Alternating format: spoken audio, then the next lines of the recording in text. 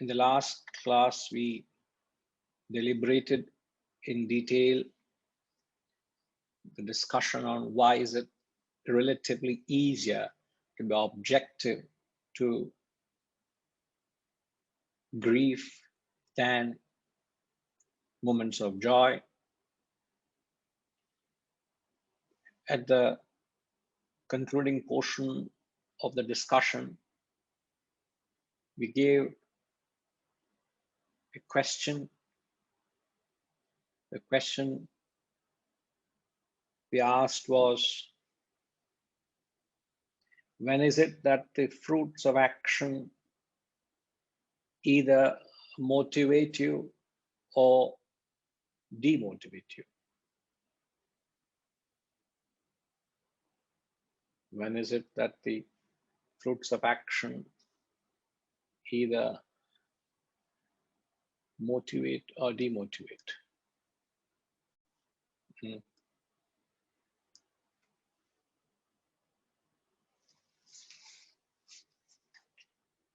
Who is it who has thought over it and wants to share? Srinivas Reddy Garu. Pranam Guruji. Namaskar. When we have, let me just say the outcome, we have been attached to the outcome. It is the one where we motivate and demotivate, that inspires and inspires us.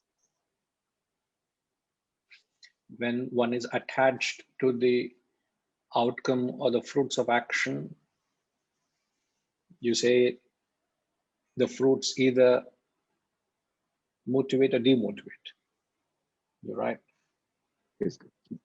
But then the question arises, is it right to be fluctuated through these emotions? I don't think it's right to be fluctuating through these emotions, isn't it? Yes. It is ideal that I am able to perform the action irrespective of the fruits. Fruits.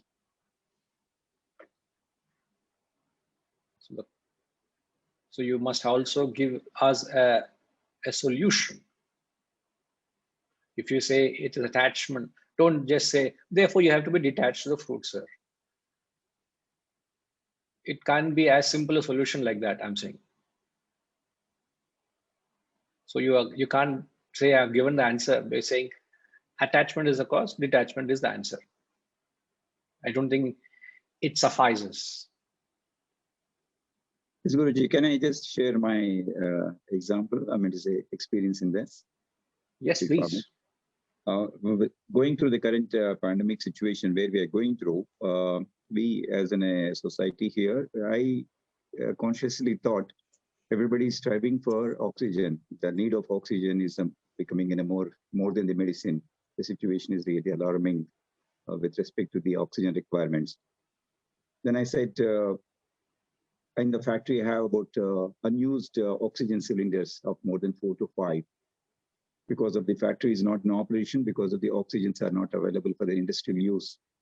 Then immediately I took a decision and we created in a society in a tennis court. We said, let me donate this 5 for this pandemic time and fill it and give it. And whoever have the need of that can be used it as and when it required. Right. And when we are doing this exercise, there is a very clear intention that, okay, the motivation is to help and serve the people. That's driving force is acting on that. And the result also there is in a mind, it is carving that how many people can best use of this. There's also one which motivates you. If there's nobody utilizing, you feel deprived, saying that yes, all my efforts went vain. But with a very, very clear thought in mind, not anticipating what's going to happen tomorrow. Let me finish off the task which has come into my mind and organize that and keep it the facility ready there. And let the utilization comes into the hands of the people, how they are going to handle it. So where my role ends without getting further connecting to the consequences of the actions what I had done. That's what I could able to attach and as well as get detached from the action. Because tomorrow, assuming that nobody climbs that cylinders, I should not feel bad. So that's where I need to do a balancing of act in my thought process, saying that I done my karma, what could be possible, what best it can add to me. I don't know whether it is relevant or not, but I feel that applies with the questions which we're talking about. No, in fact, very relevant. And in fact, this principle is not just relevant to the action and the initiative, the kind of initiative you had, you were driven by to do your part when it is needed, but even to the most innocuous action, isn't it? Because there are two elements, as we learned. There is the action and then there's the fruits of action. In fact, it is very difficult to ask someone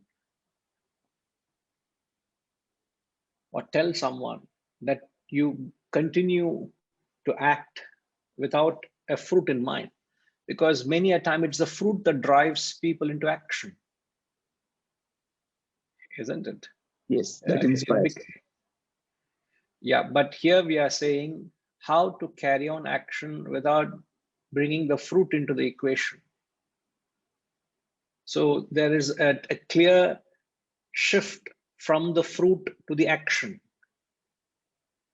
isn't it? As you yourself said, that you did your part, and whether the efforts were successful or not successful, it didn't. You chose not to be unduly fluttered or affected by that. So you did your part, right? Yeah. So fair enough, sir. I take what you said. Okay. Yes, Roshni. I'm not sure if I actually have more to contribute now that I'm thinking about it, but I think making the fruit of your actions like towards the higher, so making that sort of like, oh, you're doing all of this to get to the self, so no matter what happens, as long as it's in the process of getting to that moment,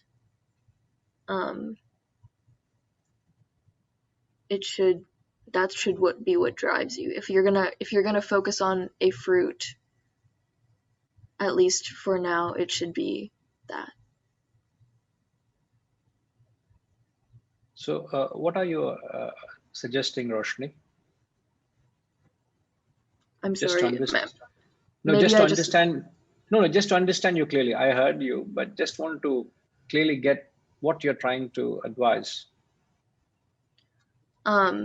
So instead of, focusing on the sort of the smaller goals, focusing on like the big goal of like getting to the self or like finding a higher spirituality, instead of finding the temporary benefits of focusing on the fruits of your like actions that you're doing like currently. So you are suggesting that you elevate yourself to the highest goal of self-realization, isn't it? Is that what you're saying? Yes, which I know is not like the easiest thing, but of course that, and then I think some people in the chat are saying it, but like making sure you're just doing the action because it needs to be done, not because, oh, if I do this, I'll get this in the end. Like you should do it because it ought to be done.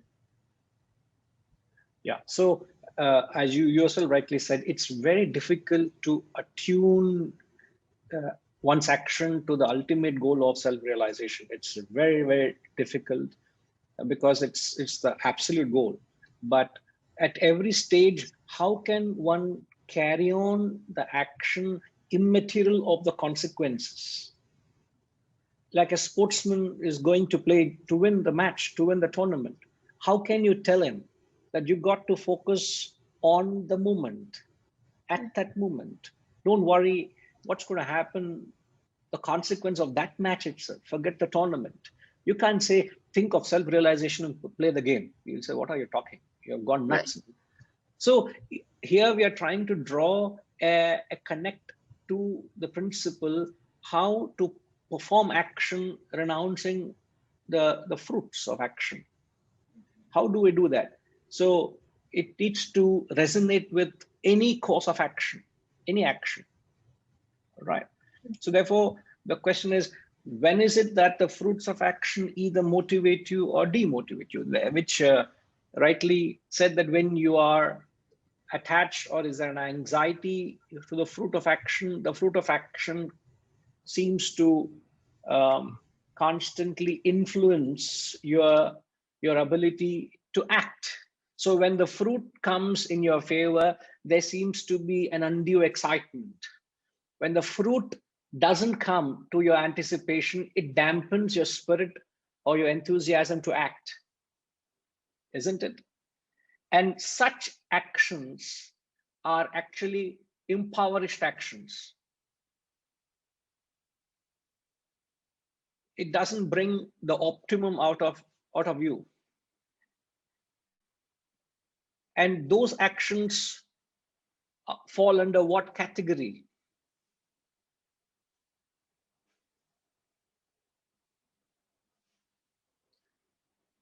Uh, hmm.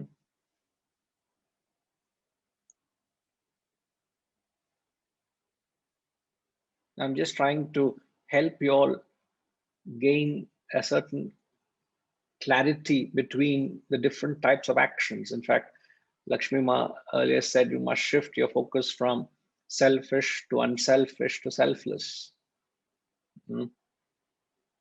Change the nature of action. Amitama, what are the actions which influences your fruits? When the fruits influence your course of action, what actions are they called? Rajasic. Rajasic is one word. What else? Selfish. What kind of actions are they?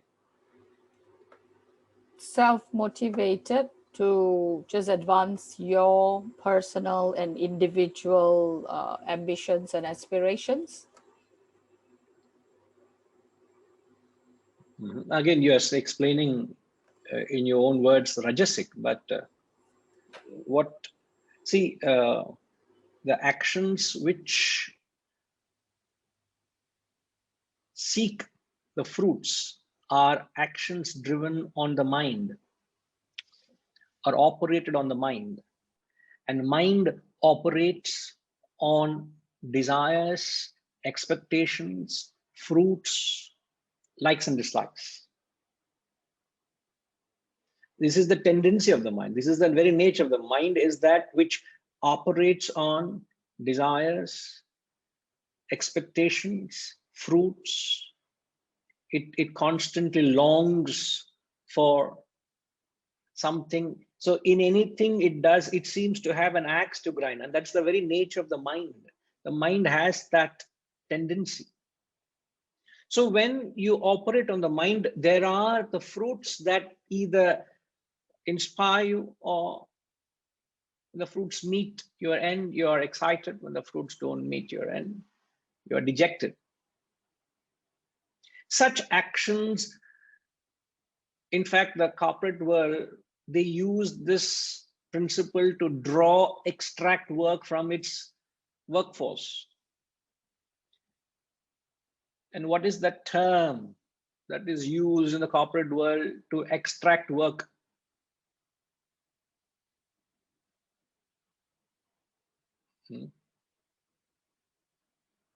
I know, Reddigar, you would know. I just want to get somebody else.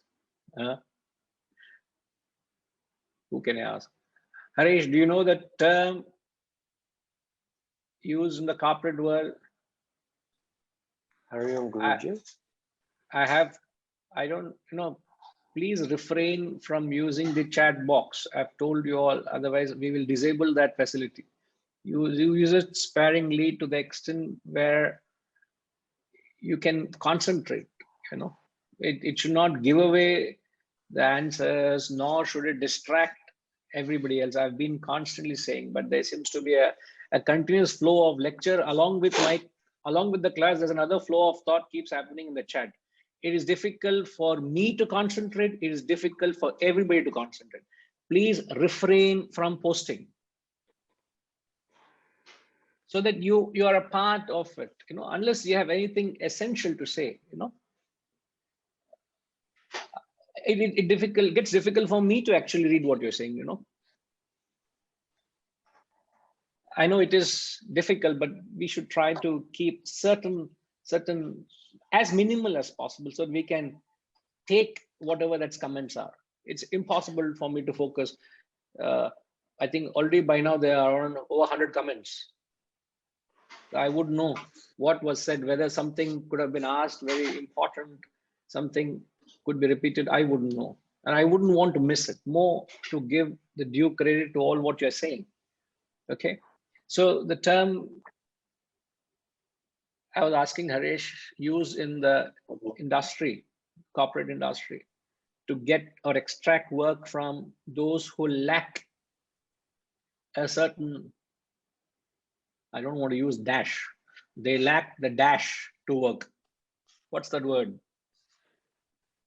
Guruji Hariom, I can think of the word, incentives. That's the word that comes to mind. To Yes. give them some incentives. And what's the best way you can describe an incentive?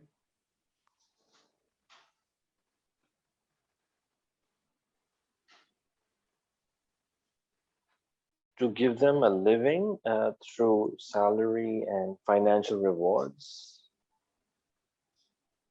Some perk, something to give you more than what you would have got, isn't it? Yes. So it's actually tempting you. It's drawing you to extract more from what you would or what you could. Yeah. And the opposite of incentive is, so incentives fall under the bracket of the mind. They're giving into your desires, they're feeding your mind and saying, you get this, you get that. That kind of an attitude. So what would be the opposite of an incentive? In fact, all our lives, there's no incentive at all, zero incentive. It is so difficult for you all to even conceive or work with the spirit with which we work. I'm not saying it's impossible, but I'm saying you got to have an extraordinary drive without any incentive coming your way. Usha Suresh, what is the opposite term of incentive? A goal. Huh? You're given a goal, it is a sense of No. direction. Nobody The gives you a company. goal. Nobody gives you a goal. What is given a goal, Then- Naina?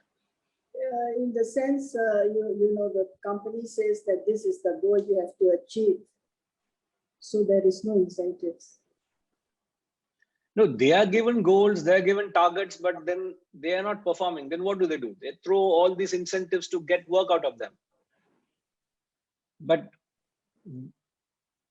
without giving any incentives, if the work has an inner drive. When it is a selfish act, Selfish acts are incentive driven. yeah, But unselfish act. no. Selfish acts are incentive driven. My question is, what is the opposite of an action which doesn't need an incentive to be performed? Now I come here to take this knowledge, to teach this knowledge. It will be very hard for me to put any kind of incentive that is driven or associated with this action I'm performing day in and day out. Right. GB Girao Garu. Namaskar. Namaskar, sir. Good to have you. So nice. It's a great pleasure. Yes, sir. without attachment, without the sacrifice. There is a great element of sacrifice, though. The incentive, But- without incentive means the bhavana is without the expectations. Correct. There is enormous bhavana to serve. There's an immense volume of sacrifice. But what is a direct opposite word, even in the corporate realms, is used, you know, opposite of incentive, a direct opposite word. Now you're giving the spirit to me, but is that word, can you know, can you get a hold of the word?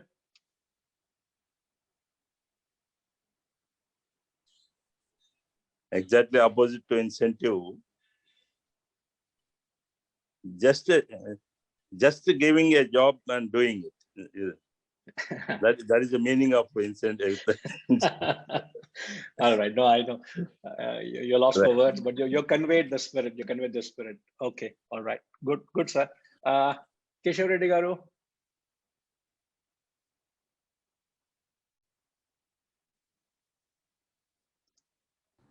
Pranam Guruji.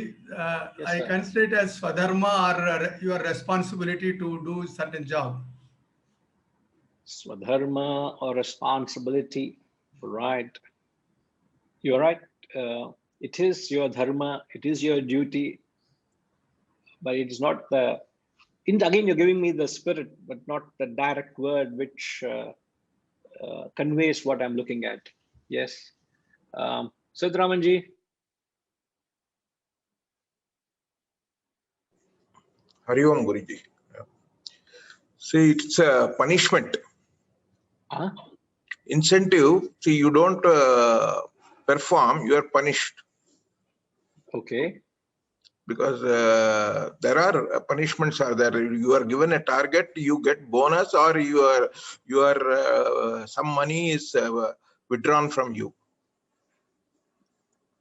I must come up with some punishment for wrong answers also in this class now.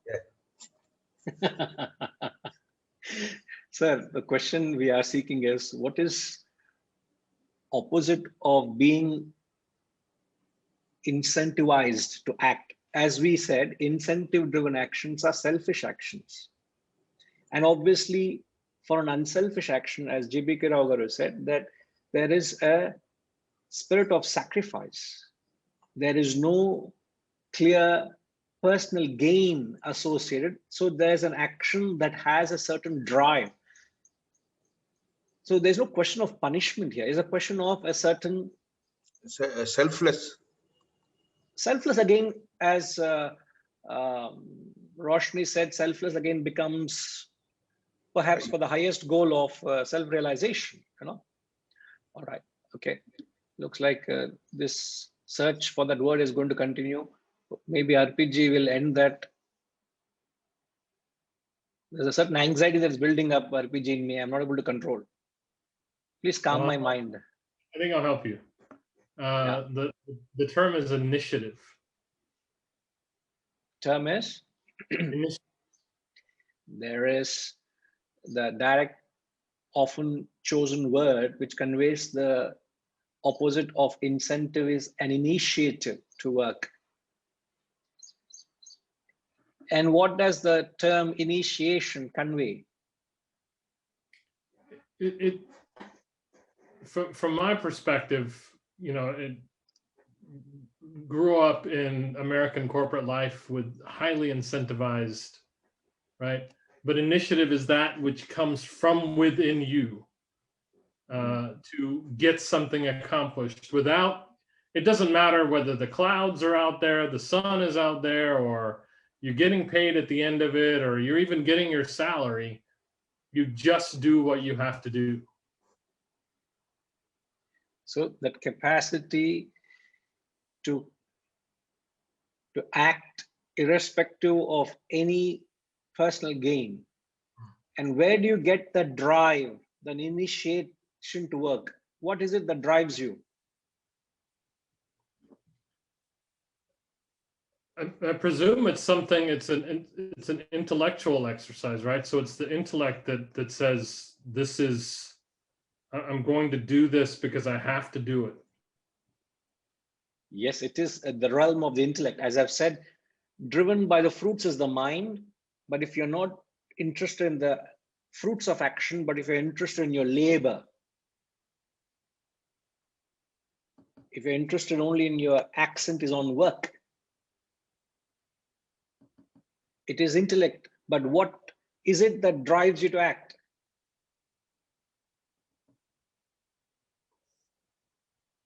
What's the opposite of personal selfish desires? It's a selfless desire to get. Now my anxiety is transforming into anger and I don't know what. Yeah, loba, all it's coming Now, out of. yes, I thought you're going to subside it. You added fuel to fire now. What is going on, RPG? Oh my. I tell you. Now there's one person who I think can settle this. The only hope I have is Lord Balaji. Where is our Lord Balaji?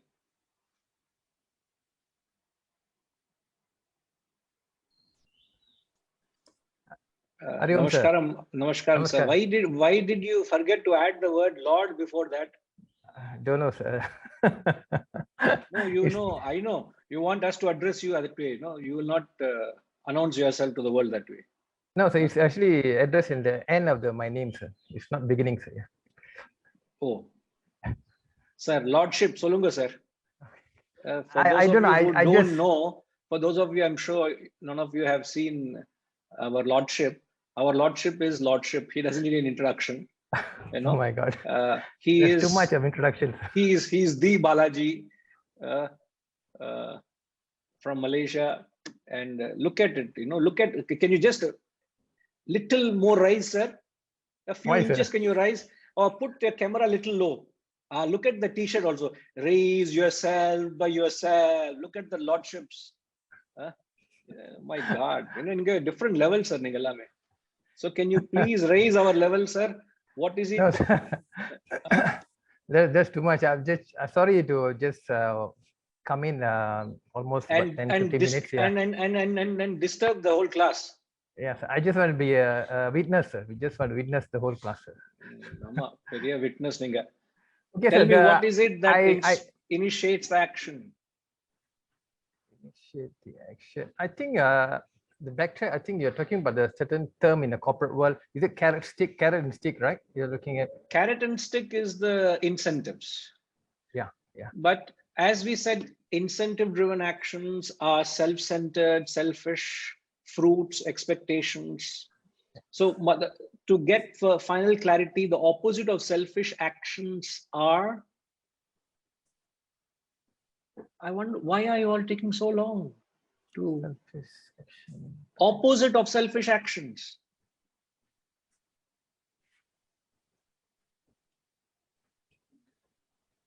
Terlia? Can't think now, sir. No issues.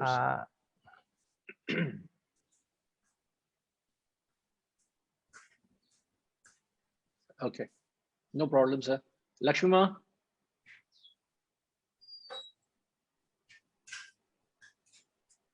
Yeah. Ma, we can't hear you. Unselfish actions driven by a goal. The term I'm looking for is an action opposed to selfish actions are action driven by a goal in life. And when you say a goal, it is the intellect that pitches up a goal. RPG. So it is when you have a goal or an ideal, such actions are associated with an initiative. So your initiation is directly driven to how lofty your goal is. The higher the goal, the greater the drive. And if you have the highest goal of self-realization, you will have immense initiative to work. So I keep telling myself, now and again. And every time there's an opportunity to remind myself, I am driven by the goal of attaining self-realization. So there is an immense drive to get me to that goal of realization. It being the highest goal, that goal itself will draw me to work. So whether the fruits are there or not there, whether there's a following, whether there's an institution, whether there are rewards, recognition, perks, doesn't matter, immaterial. You rise above all those concerns and say, it is that goal, I'm driven to get to the goal. And what gets you to the goal is action per se. So if you bank on the fruits, then when you don't get the fruits, the actions gets demotivated. So, and in result is you don't get to the fruit. So the only way you get to the fruit is to disconnect yourself from the fruit and perform the action. And how do you do that? Karyam karma, do your obligatory duty. Just do your duty, what ought to be done, without being interested in the outcome thereof. And if you do that, you will not be interested in the fruits. The fruits is taken out of the equation. It's like you're constantly running without an end line in mind. Every runner would want to reach the end line, isn't it? Can you imagine a person running without an end line? So he just has to run and run and run. So keep yourself in that spirit that you have to carry on work until you reach the goal of realization. It may not happen this Janma, it may happen next Janma, it may happen whenever, but I will continue to strive to get there. That kind of an effort without an end line in mind. Yeah, GB Kiragaru. Of one who is devoid of attachment, who is liberated, whose mind is established in knowledge, who acts for the sake of sacrifice, all his actions are dissolved. So just do it, as Dharma says. Correct. Without attachment. When you are not having attachment, you are liberated. Correct. When you are liberated, whose mind is established in knowledge.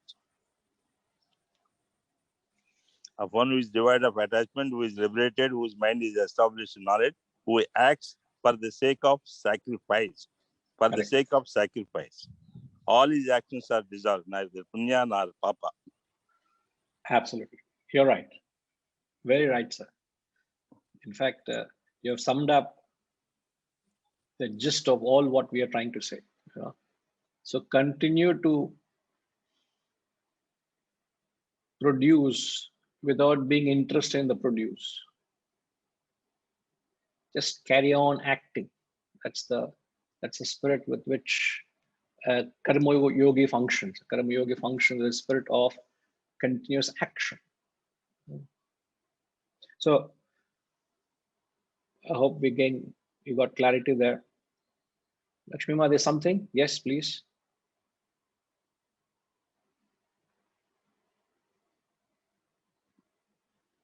Can't hear you, Ma, please. For instance, if you are a head of a department and let's say you have this attitude, but you have a few people under you who might not think like you, but how do you get them to think along with you? Because you have this attitude and your obligatory duty is to make sure wherever you're working or your company thrives, right? That is your obligatory duty because you have been chosen to bring up the company. You think this way, but the people who are working with you or for you do not have this attitude. So how to make it sync, because if everybody thinks like that, then it helps you with the obligation you have. I mean, I'm obliged to what I have to do, but how can I, when it involves a team, how do we manage this? You have a very pertinent point because it's not about yourself. In a scenario where there is a team involved, see, a true leader is one who inspires his team to And the first thing a leader should do is should help the team conceive a common cause or a common purpose, that they are there together. What brings them together is a common cause, a purpose. And it's not to give them a lecture and talk to them or constantly pester them off the goal, but thereafter make your actions attractive. As a leader, if you perform every action in that spirit of oblating it towards the attainment of the goal, and when that spirit of service and sacrifice is evident, it will start resonating in the minds of the team. So your actions should be an example for them to look up to you. So first and foremost, set the standard. As a leader, you set the standard, not telling them to sacrifice to the goal without you sacrificing. It will not work. And it may take a time to bring about a shift in their mindset. Here we are talking about a paradigm shift from working for yourself, you're working for a cause, a common cause. It may not be possible everybody attunes to it, but the only way you can influence others is by you being an example. So by establishing the common cause for which everybody is there, and your actions having that unique flavor of service and sacrifice, everything that you're doing is towards attainment of the goal, and let that be an example, let that be a mental association. They only associate you to that goal. So when that is picturized as far as every team member is concerned, they will be able to draw a certain inspiration as a leader. They look up to the leader. If the leader himself is corrupt, see, there is an institution, there is an organization I'm leading, the Wisdom Foundation. Now, if I myself don't have that spirit of service and sacrifice in me, those who want to play a role, what role will, what standard will they emulate? Not that they are looking up to you, but certainly to a certain extent, you're setting a tone for the organization. If I don't have it in me, how can I expect others to bring in that spirit of service and sacrifice? Can I? I can't ask for more. So before even me asking the team to do, to what extent have I identified with the goal? To what extent can I go to sacrifice my own personal interests to the goal? So when this becomes evident, you're creating a team where the thought pulsates within them. It takes time. You can't transform anyone overnight. You can't become a Christ overnight. But if you create this attitude and let that energy pulsate in every action, it's evident the team starts noticing it, and the joy and the satisfaction in the work itself is there. For one who has tasted it, he knows what it is. There are no shortcuts.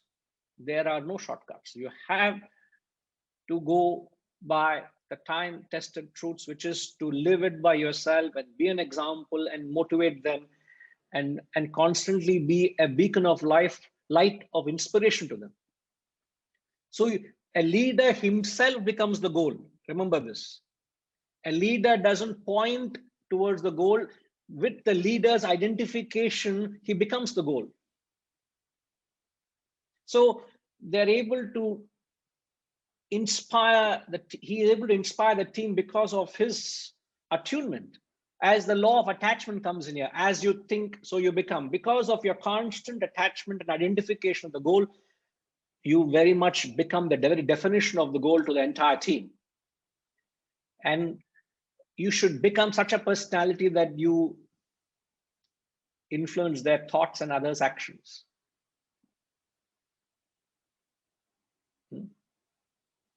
It is time consuming, but this transformation, once it's done, thereafter, you don't need a team or the team will not look for incentives. There's an enormous initiative to serve a cause.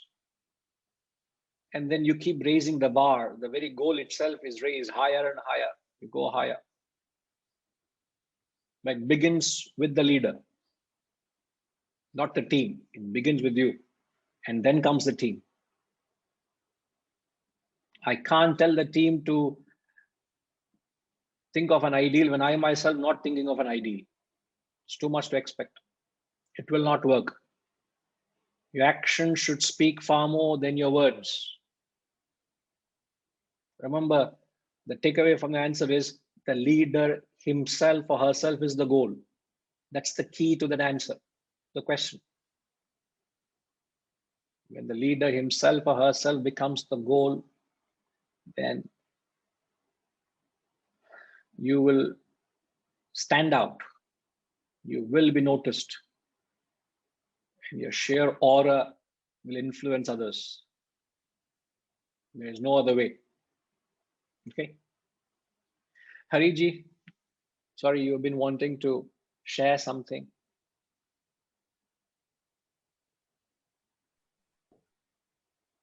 Can we say a self-motivated person with aggressive goodness? As self, here obviously there's nothing else driving him but his own self-inspiration or motivation. With aggressive goodness.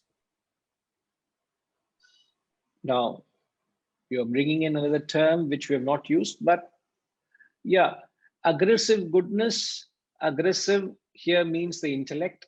The goodness is the larger interest you're working for. So you are right. You can say one who works, he applies himself, he endures, he strives. How can I serve them better? So the idea is to get to serve. His action should become a spirit of fulfilling others' objectives rather than own personal interests. So that's aggressive good. And it's not an impulsive driven action, it's a very conscious driven action. And the uniqueness of an action which is driven by the goal and intellect is there's a consistency to that action. When actions are driven on fruits, they go through constant fluctuations. There's a mood swings. You're not consistent. You're like a feather in a summer breeze. You don't know where you are. You don't know how would your actions go. You know. So it is fluctuating, unpredictable. When they're in good mood, you will do. You're not good mood, you'll not do. That kind of a thing. But a person who is driven by the goal, there's consistency. There are a few more elements to it, but then we'll get lost in it. But I just want to give a brief insight, a thought.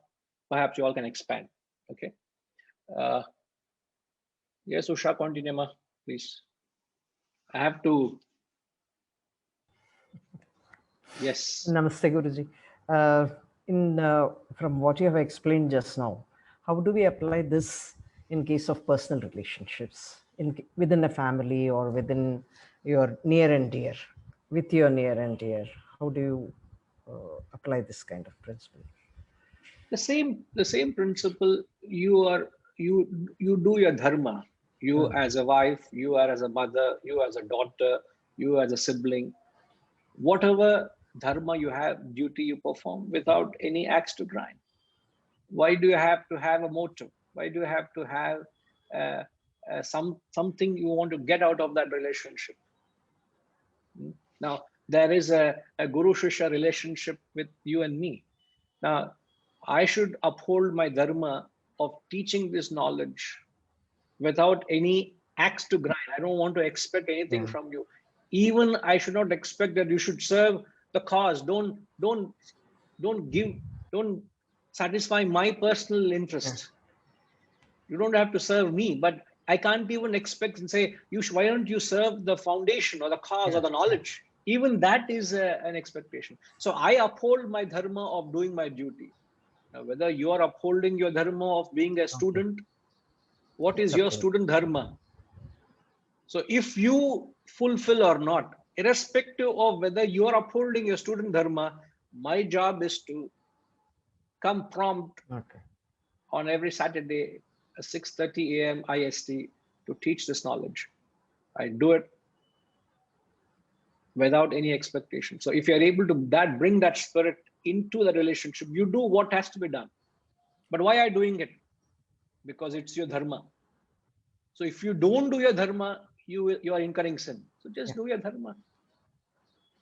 That's the difficult part. The challenging part is to do it because it's your duty.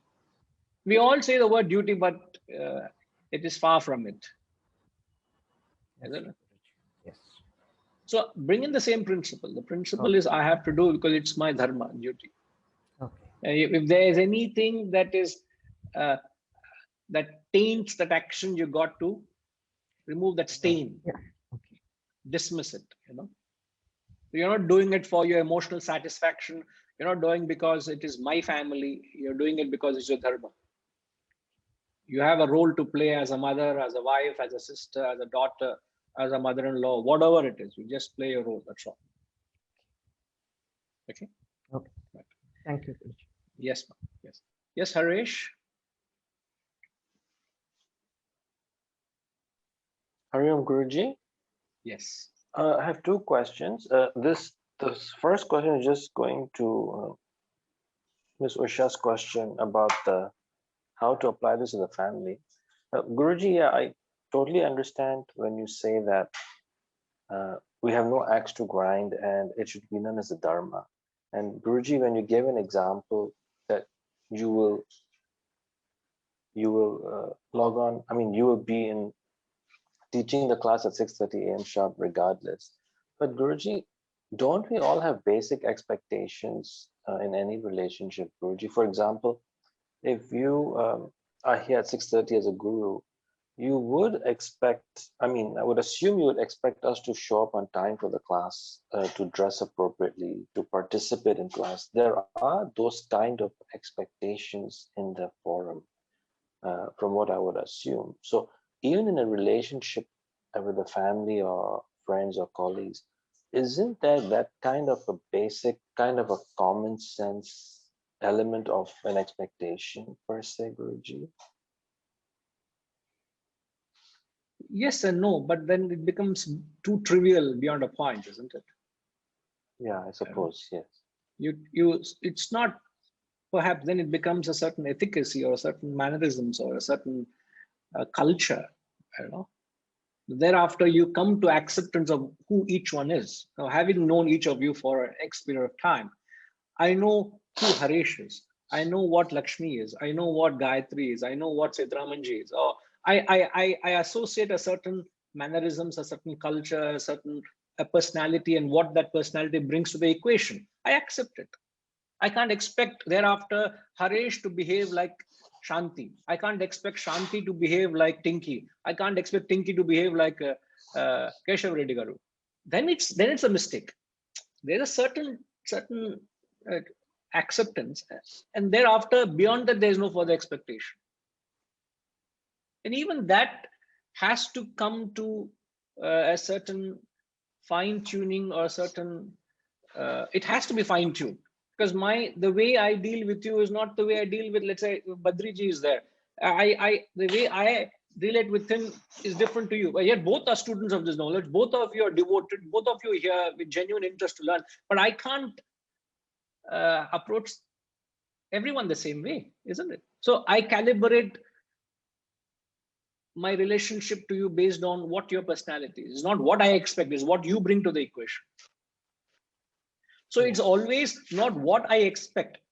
I am performing my duty as per what each one brings to the equation, how I relate to that person. Rather than me sitting and saying, this is my expectation, it should be met. Yet, if I am not there on the dot, it will be difficult for me to expect for you to be available on the dot. Some of you have known me for years now. Have you ever seen me coming late for a class? Usha, Suresh, I think you are the Arunaman. Arunama knows me. I think she is the oldest student here. And Arunama? Oh, no, oldest student, Jayama is there. Malaysia, Arunama.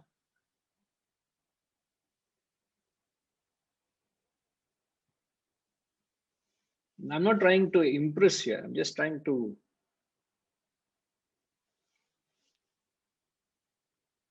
I think we've lost her. Are you there?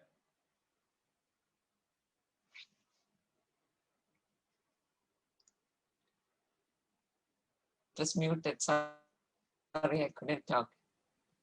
Hariom Guruji. Yes, ma'am. Yes. Yes, Guruji. No, you don't have to.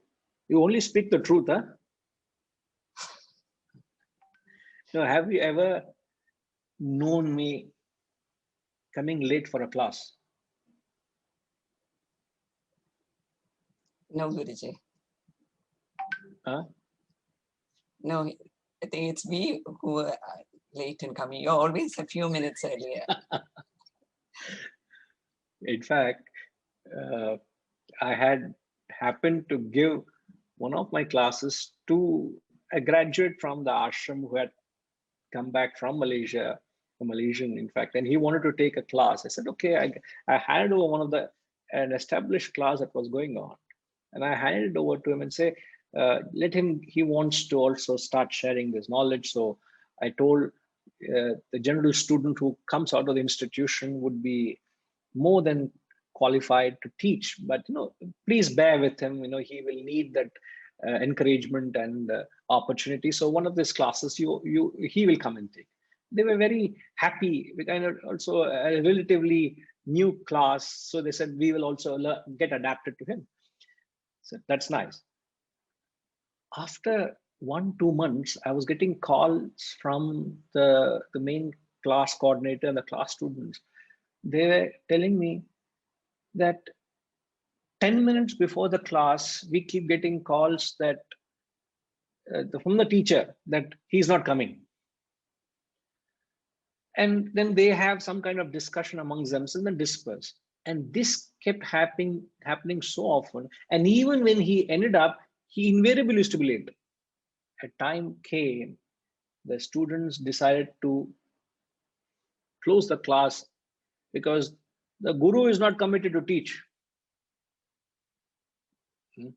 The guru is not committed to teach. How can the students learn?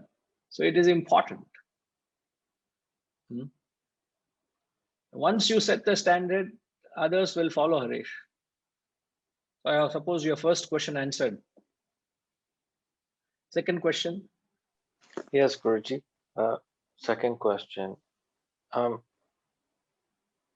talking about the goals and the initiatives taken by people to do all the right things.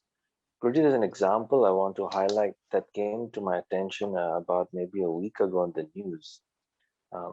Most of us outside of India feel very, very saddened and disturbed with this happening in India, and a lot of people and communities are doing everything possible to try and have a drive to support wherever they can from overseas for our motherland and ancestral homeland in India.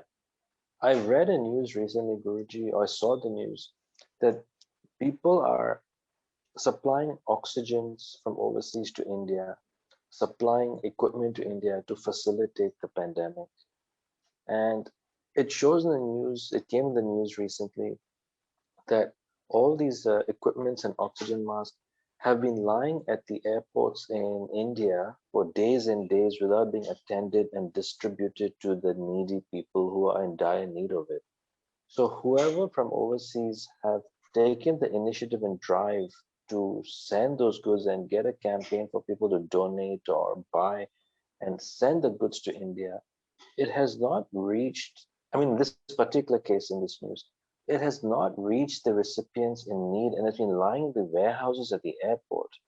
So for that person who's put the initiative on humanitarian grounds to support and gather the community to support the situation, when we see it lying at the warehouse in India, it's not distributed at the airports, Guruji, gets very disheartening to see this while people are in such dire need of this so urgently. How do we equate this with, let's say, the initiative was done, the duty is obligatory duty towards mankind is done, but the other side, we can't. I mean, how do we explain this kind of a scenario, Guruji? When the person who's taken so much initiative and very sincere effort to do their part as a community, or the leader per se.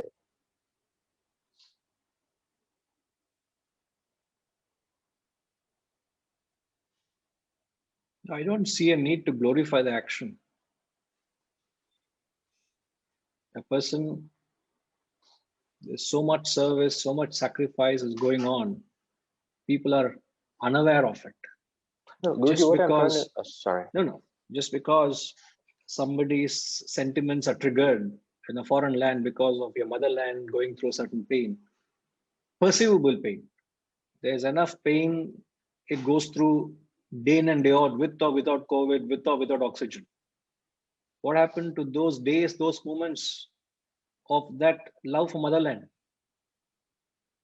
Any time in history of this country, you take a walk into the different length and breadth of the country, you will see amount of starvation, suffering, poverty. What happened to that emotion then? Why suddenly an emotion now? When you see the news channels covering the oxygen is not there, suddenly the emotion is triggered in you all? I don't mean personal to you. And then you glorify that act as if you're done a great sacrifice. What happened? What happened to the rest of the time? What happens to this sentiment after oxygen and COVID comes under control? You've forgotten your motherland. You've forgotten your dharma. So let's not pat ourselves for one little act of service when somebody has done. But that doesn't mean it should not be done. High time it's been done, and I appreciate it's being done. But having done, you should understand that there is no system anywhere in the world which is perfect. Tell me, your country, is it perfect? Is No. every system in your country is perfect? No. Is every system, you're from Hong Kong, is everything in Hong Kong perfect? Not at all. You can, I know if you're objective, you will say, as you rightly accept, there's so much imperfection in a so-called perfect society is full of imperfections. If I ask Arpitji, he's in US, ask, is United States a perfect society? He would say no. There's so many imperfections and so many things that are wrong, perhaps, which doesn't exist in a country like India. The problems with people in United States are facing doesn't exist in a country like India. So there is nothing called as a perfect society. There's nothing like a perfect state. So you must understand that if an action has to be done, and the completeness and the effectiveness of action is, it should meet its objective. If the objective is to serve the needy, and if you say rightfully so that these vital supplies are not meeting the objective of saving the lives of people, that is the state of affairs. Or at the ground level, there is no infrastructure, or the infrastructure is not as efficient as to be. This is a fact. You've got to accept it. Now, what can I do sitting there to make it happen? Don't sit and complain. Is there anything that you can do to make it happen? If it is not, you have to accept it. What can I do sitting there? Can I do anything? You cannot. You don't complain at a system. There's no system. There's nothing that's perfect. But you got to be objective to the action you performed. If the fruit is not meeting its end, it should not dampen your initiative to serve. Harish, you know the spirit with which this knowledge is being served to transform and help and uplift everybody who comes in. But is every student who comes and receives this knowledge is doing his part to transform and study and reflect? How many times have you heard from me that you got to get up, pratasmarami, early morning, sit and study? Now, how demotivated should I be? You answered that, Harish. How demotivated should I be? No, Guruji, you made your point. You totally made your point. No, don't try to escape the No, question by saying making the point. No, I mean, you totally hit the nail. I totally understand.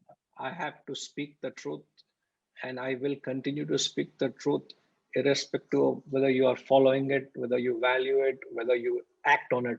I will do my dharma till my last breath. Someday that message will come out to you all and understand the value of what that needs to be done. Just because you people don't do it, would I stop doing what my dharma is to speak the truth? Nah, I will carry on. You find ways and means how your actions can be more effective than complaining of the system. Find the ways and means. Don't stop, don't rest until your action meets its goal. But not to be demotivated because the system is faulty. Don't blame the system, please. There's no perfect system anywhere. All right? Okay. All right, Harish, you want to say something? No, Guruji, I would say it's very clear now. Thank you very much for the clarification. It just has to be done, full stop. Yeah. It has to be done, that's all. Yeah, there are no ifs, buts, and whatever. I understand completely. Thank you for this. Yeah. Yeah, Sitaramji.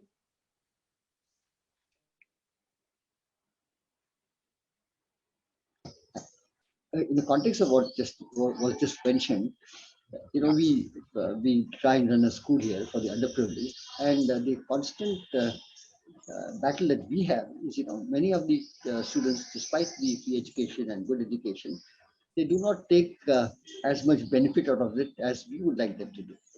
It certainly leads to a lot of, shall I say, anxiety and a little bit of sadness that, look, despite all that we're doing, why aren't you doing it? I mean, you're here to teach, to give you all the facilities, they don't do that. So this disappointment creeps into our teachers on many occasions. And they look, they're doing so much and yet they're not doing their part. And it leads to enormous amount of disappointment in your own thing. So you feel like, is it worth doing it all when they're not, the recipient is not accepting your good gesture? And I've always said, I try to always say this, that look, our job is to try and accept the way the people are, the way the students are, their parents are. We know what kind of social background they come from. And despite all those mindsets of theirs, it is our job to ensure that we keep on trying and seeing that they get the knowledge that we want them to get, irrespective of their preparedness also. That's the only way I get over my disappointment with their action. Otherwise, it's very easy to say that, okay, these guys are not done well, etc. So let's drop them, let's get somebody else. No.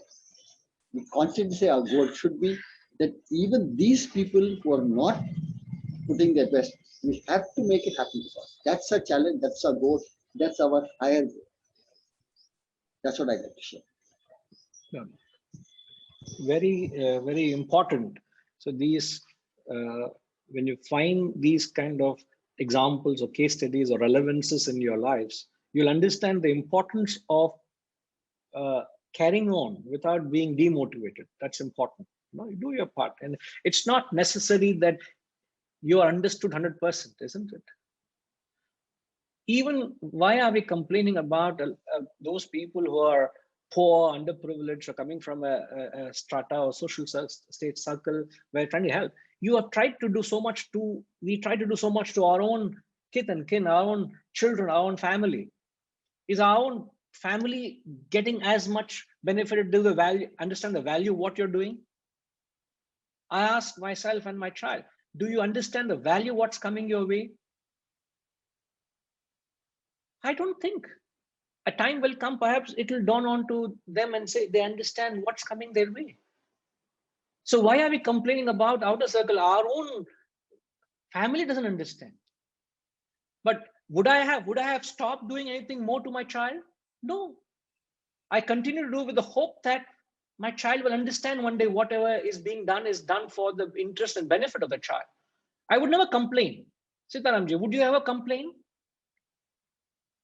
So why can't I bring that same love and sentiment and spirit of sacrifice to that institution where you're saying we're trying to support the children, which I am aware of very well what you're doing, a lot in the scale you're doing. So it's commendable. But to bring that kind of feeling and accept that it's impossible to be understood completely. It's impossible to completely transform others. But carry on, that effort should be relentless, isn't it?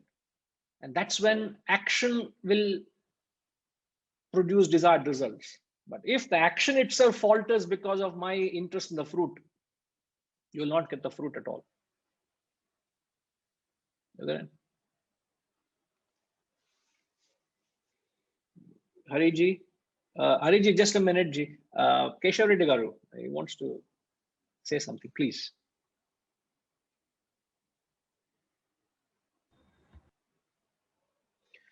Sir, if you could unmute again, please. Pranam Guruji. Yes, I appreciate the comments made by Mr. Harish, but I would like to bring it to the notice of Mr. Harish and other participants.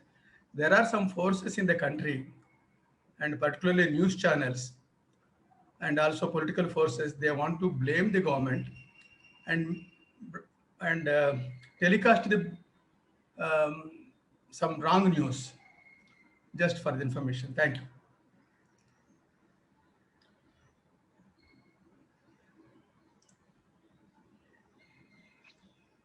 Right, Keshav Reddy Garu.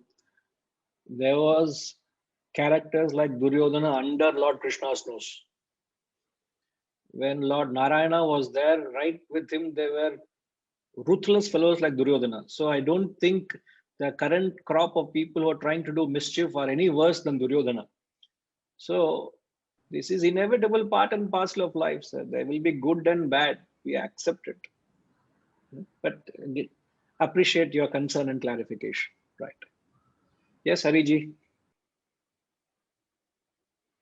If I don't give permission to talk, it looks like he'll come and beat me now. Huh?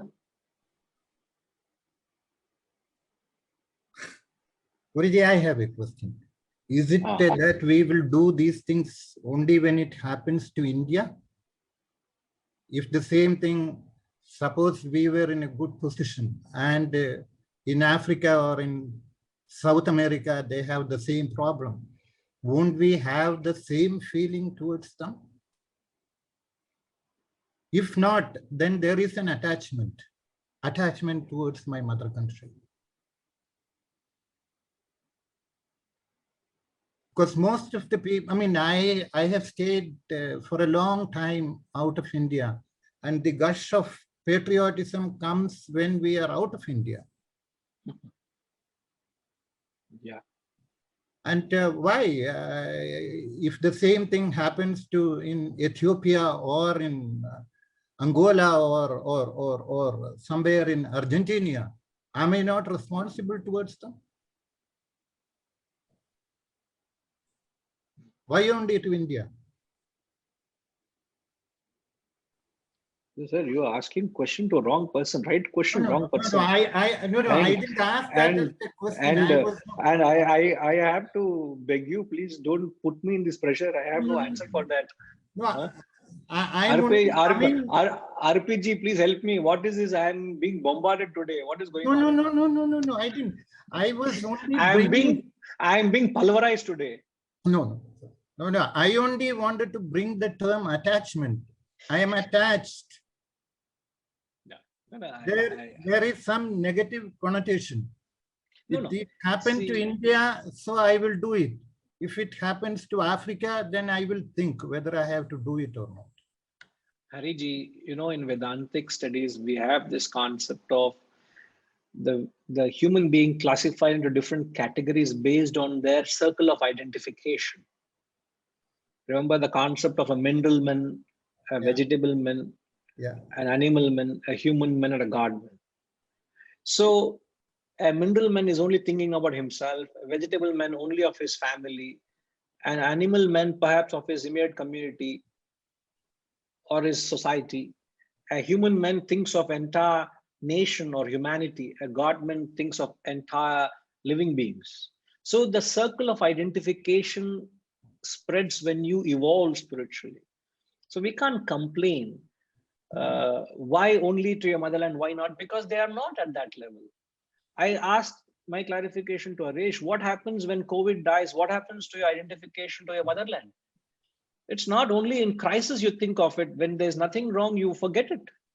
So it is not that way. So we are not trying to find a flaw in an act of charity or act of kindness, but we are trying to see how best be unaffected by whatever you perform an action. Whether you do whatever be the fruits also thereafter, you got to remain unaffected, be detached to the performance. Just perform the action. So your concern is right. When there's nothing wrong, there's no answer to the question, and because the question itself answers it. Yes, because people are different levels. You got to accept it. Okay. Right.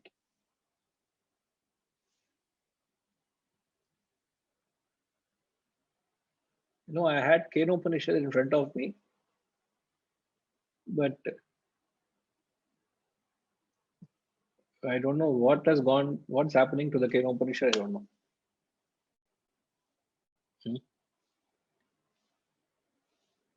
It's already 2 minutes past. Now you tell me, what should I do?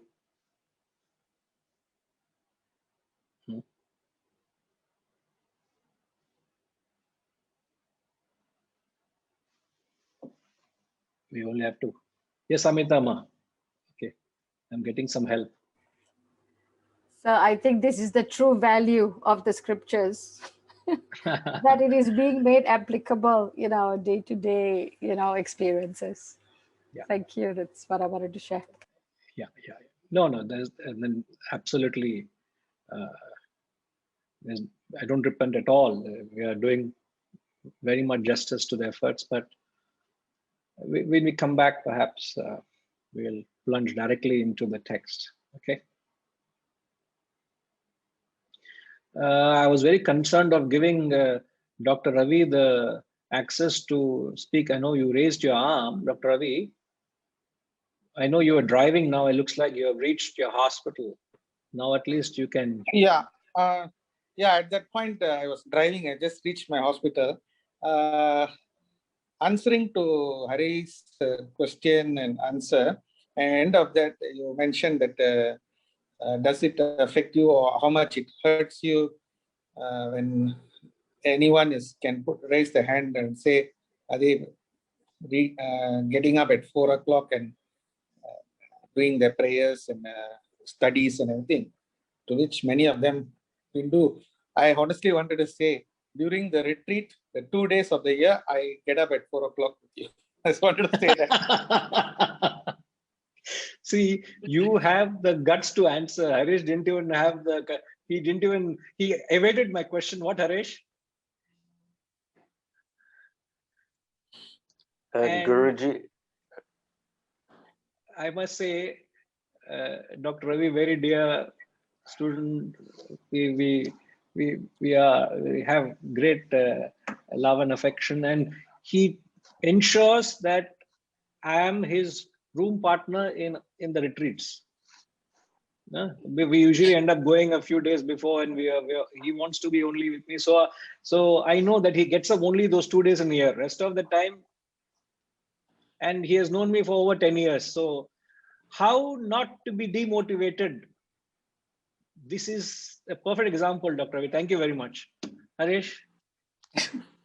It is falling on deaf ears, Harish. It's falling on deaf ears. Still, how much patience should I have? I must be something gone nuts in my head. Nobody is hearing you for 10 years. I'm continuing to say the same thing. Something wrong with me, nothing wrong with you all.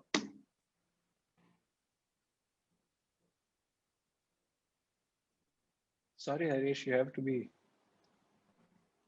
Yes. No, I think, Guruji, I think my silence or our silence actually answer the question. Answer the question. I'm sorry. Not at all. It's all in the right spirit. Thanks, Dr. Ravi, for being so upright. Welcome, welcome, Vinayji. Right, sir. Right. Those are the 2 days that we can't escape. It's mandatory to get up at 4 o'clock. Even that because it's mandatory. Otherwise, that also is all right. Okay, we'll come back to the class. Okay, thank you. Thank you. Om Purnamada Purnamidam Purna Purnamudachyate Purnasya Purnamadaya Purnamevavashishyate. Om Shanti Shanti Shanti. Hari Om. Shri Gurubhyo Namaha. Hari Om.